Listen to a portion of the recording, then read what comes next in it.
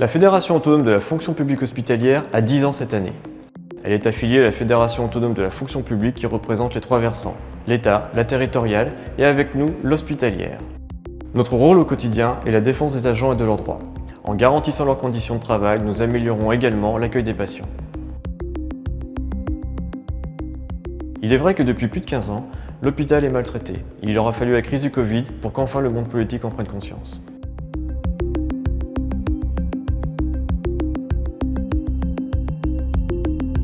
Notre autonomie est financière puisque nous ne fonctionnons qu'avec les cotisations de nos adhérents. Nous ne percevons aucune aide de l'État ni d'aucun parti politique. Nous ne sommes redevables qu'auprès de nos adhérents. Nous travaillons en toute indépendance, qu'elle soit politique, philosophique ou religieuse.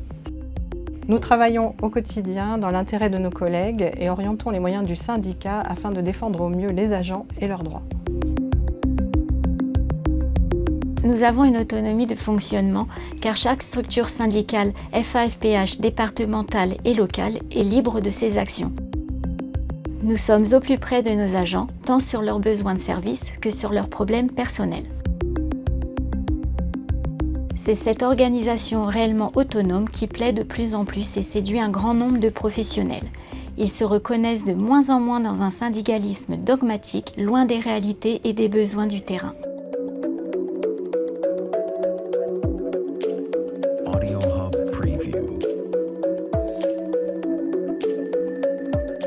Depuis les accords du Ségur, tous les agents ont eu une augmentation de leurs revenus. Mais cela n'a pas couvert l'inflation et les métiers fortement féminisés restent plus bas que la moyenne. La reconnaissance des métiers et la fin des inégalités restent au centre des préoccupations de la Fédération autonome.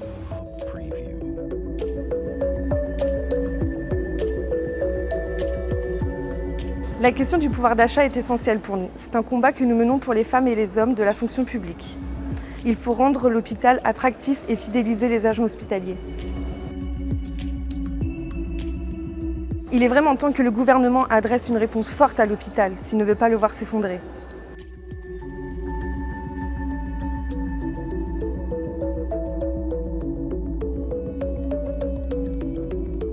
Nous sommes opposés à la réforme des retraites qui creuse toujours plus les inégalités. Comment envisager qu'une aide-soignante qui a travaillé toute sa vie et qui s'est brisée au travail puisse à 57 ans travailler 2 ans de plus alors que les moyens ne sont pas donnés pour la prévention et le reclassement de ces agents.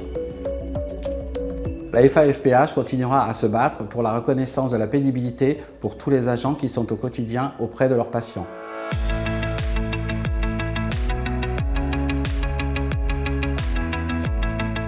La FAFPH se positionne comme un acteur incontournable du dialogue social et comme force de proposition. Nous revendiquons une meilleure qualité de vie au travail et une protection sociale forte pour nos agents de la fonction publique hospitalière.